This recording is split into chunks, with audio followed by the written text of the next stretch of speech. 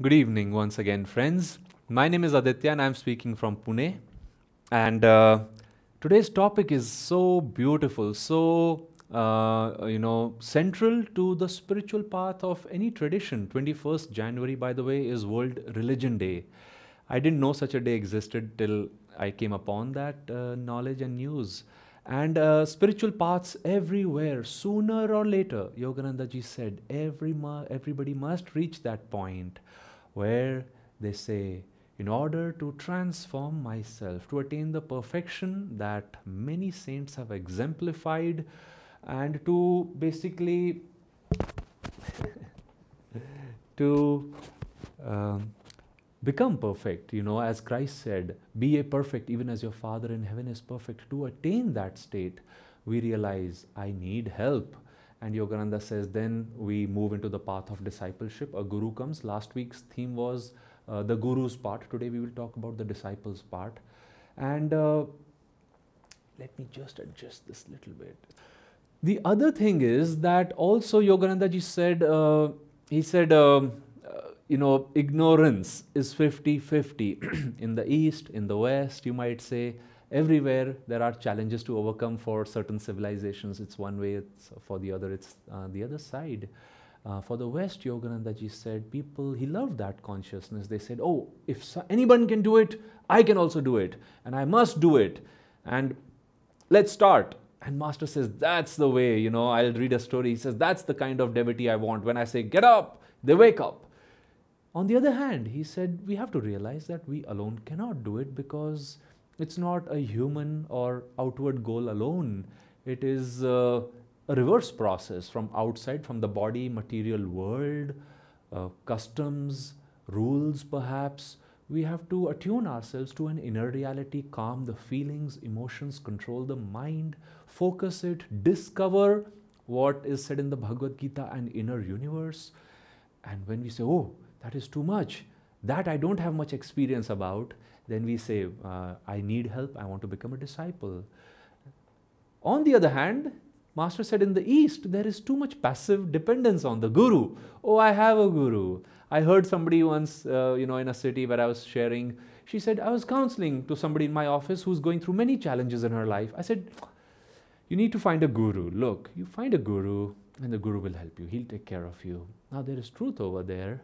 But the way it was present, it was like, oh, look, just let's fix it by finding a guru. Let's go out next week and let's help you find a guru. And trust me, it works. But that's also not how it works, because very beautifully the chapter itself says the disciples part, the guru's need and part. And Yogananda ji put it very clearly, you might say mathematically. He said, on the spiritual path, the guru does 25% of the disciples, effort. The journey, you might say, guru helps with 25%.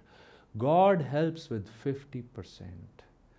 But then the disciple himself, herself, has to do that 25% of the walking, shall we say, or climbing, if we have to see the path that way.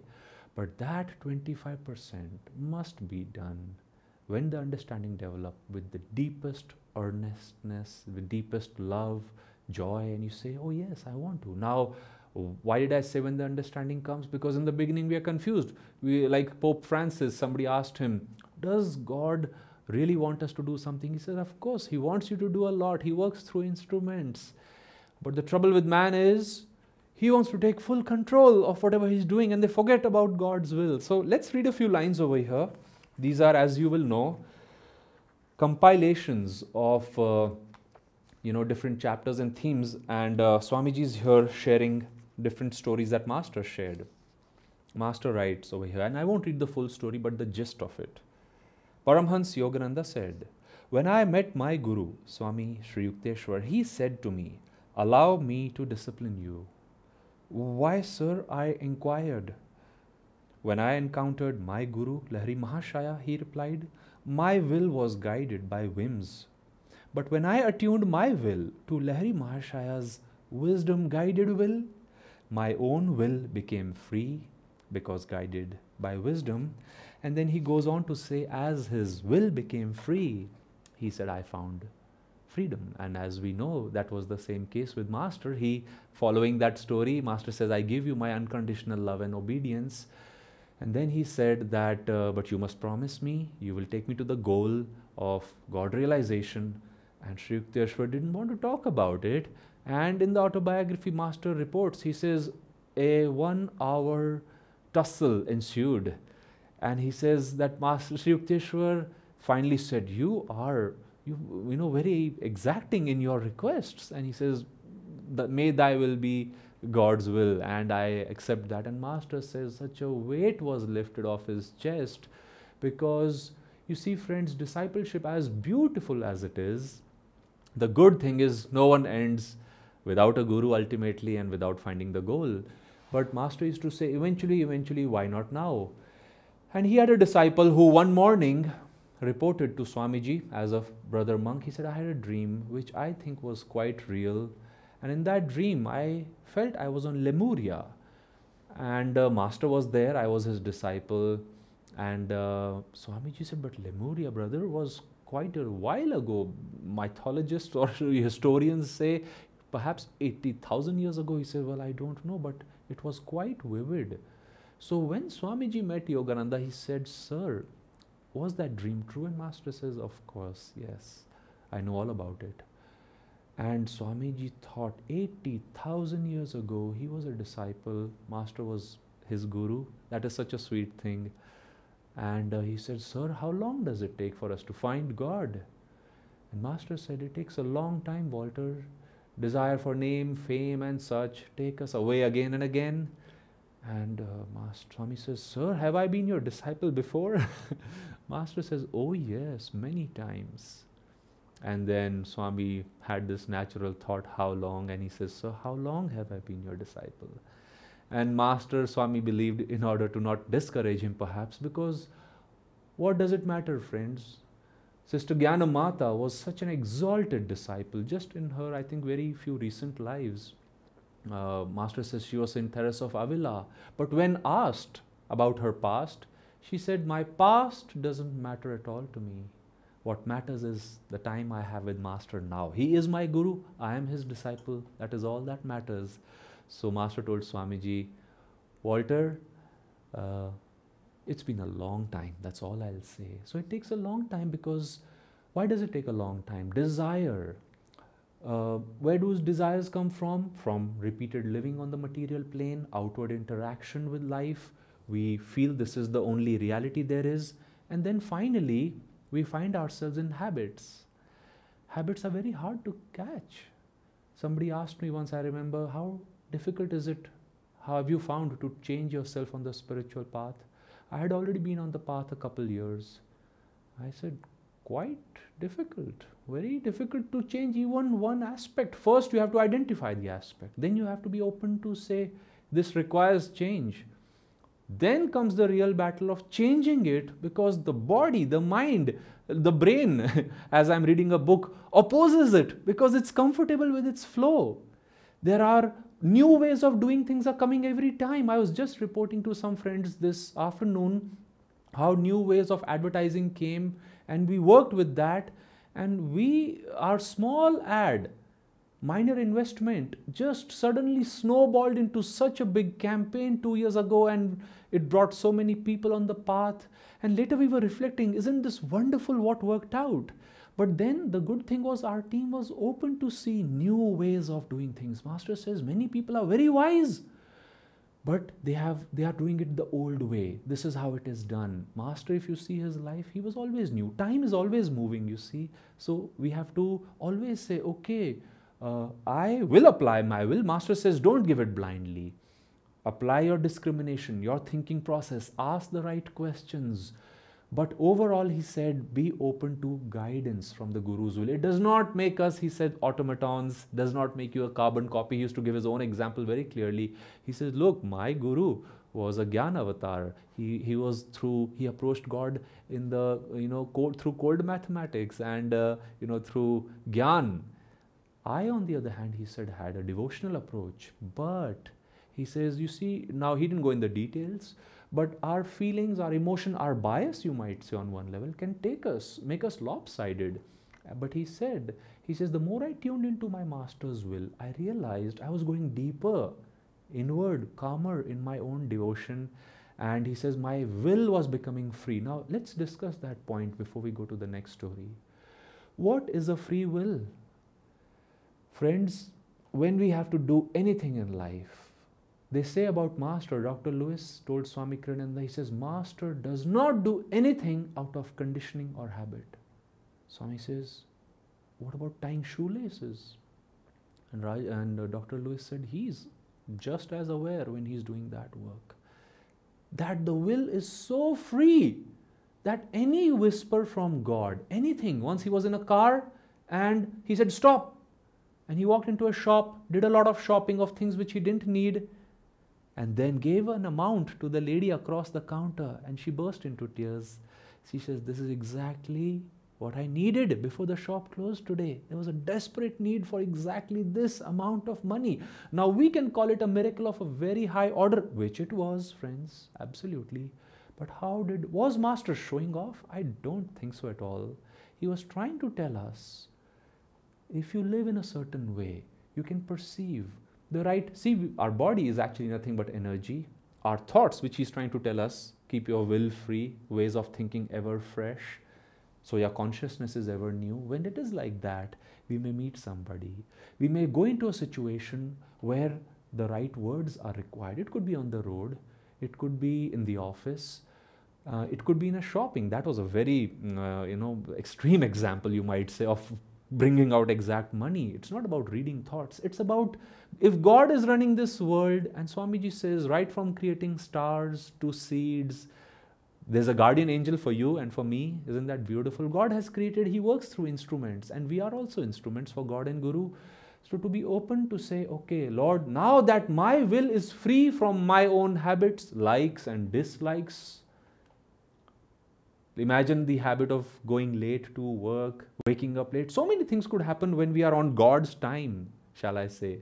And then you say, Lord, I have tried. I'm trying to free myself. To the degree we free ourselves from our will, the disciple realizes he's absorbing the Guru's consciousness. And what comes with consciousness? The right thoughts, boundless energy, and the right physical manifestation. And that is what we are trying to get in our lives. So that was a beautiful thing of how to overcome our whims and fancies. Master actually goes on to say, this is the purpose of discipleship. Another small point over here, he says, desire itself is compulsive. People think, oh, but I like this. He used to say, you should not be, we think we are free in living our desires. Nobody can stop us. But actually, friends, it is a slavery of another kind. Like somebody once said, slightly, hard example, but quite true. I thought about it.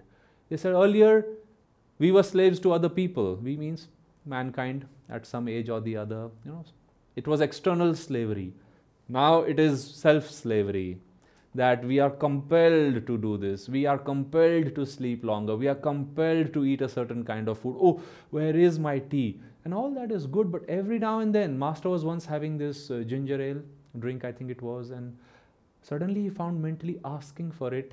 And he says, no, Mr. Ginger Ale, that is it. This is it. That to keep his inwardness very free and then to go from there.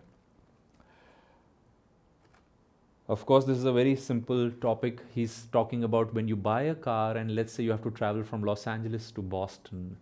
He says in the beginning it is sensible, actually, not just okay. He said it is sensible to look at different models and to say which one should I invest in, which one should I buy.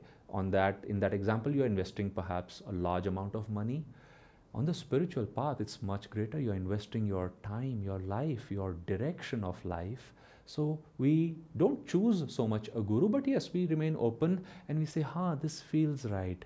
These teachings are benefiting me. I'm feeling ever more freedom, joy.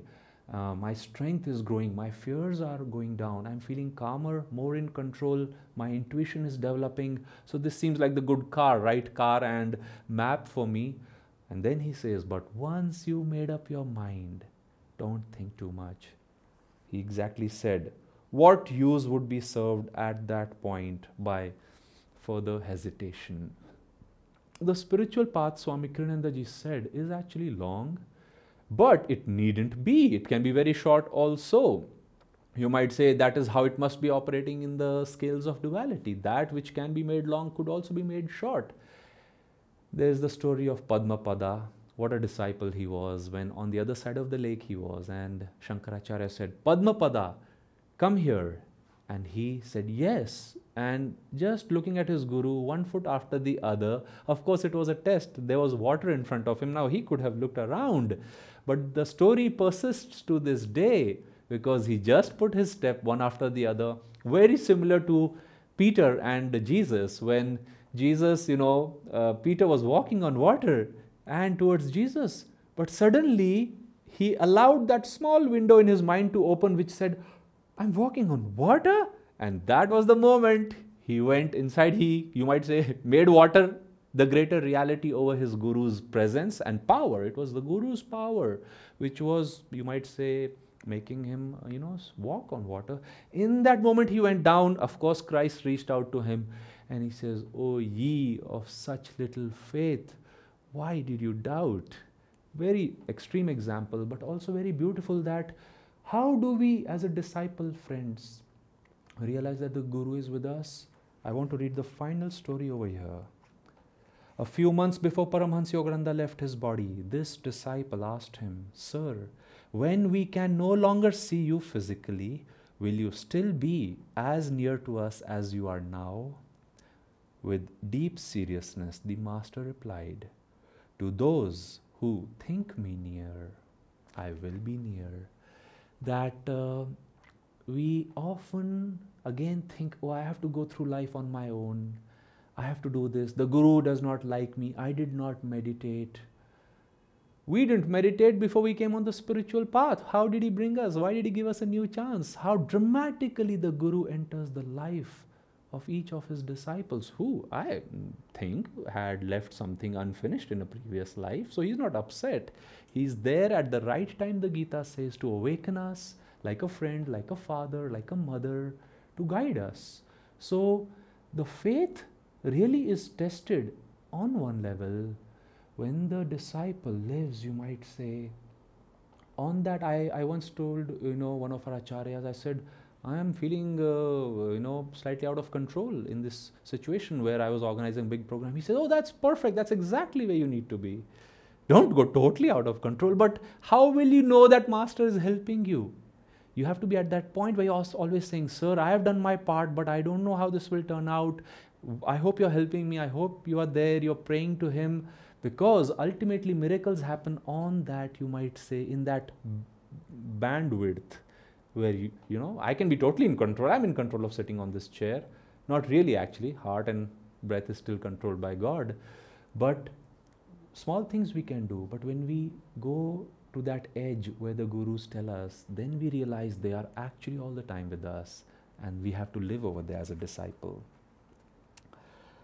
Then I want to read another story, beautiful story. Fifth story. Train your mind to say instantly, I will. For with too much reasoning comes hesitation, confusion, and doubt.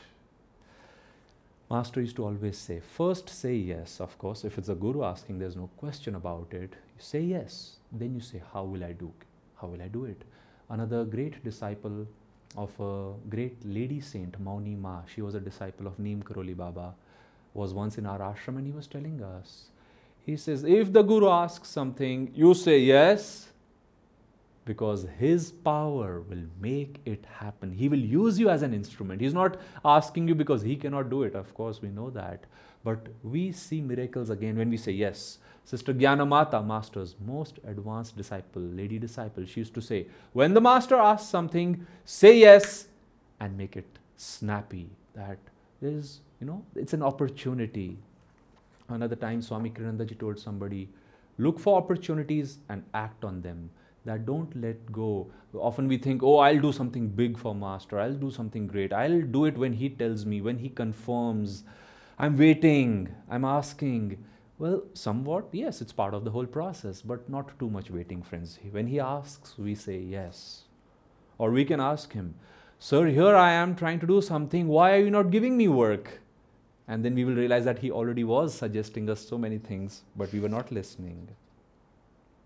The last shall be the first, of course, which is to say, continue through life as that disciple with that consciousness that, Lord, thank you. What a beautiful life. What a service. What a rare opportunity. I give you my love. I give you my breath. And Master says, when you live like that, he says, and you go through an entire life, he says, you'll find yourself to be the first in the kingdom of God. So beautiful. Attunement to Guru means, this is a very important theme. Master says, very important for a disciple, developing intuition and attunement.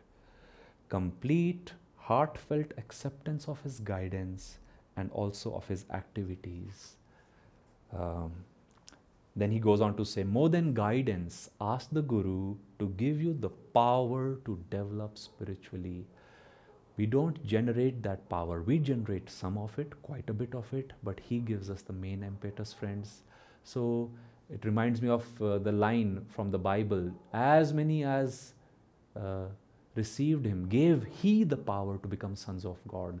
Guru is a perfect instrument for God, and God's power comes to transform, awaken within us those latent powers which will help us find him.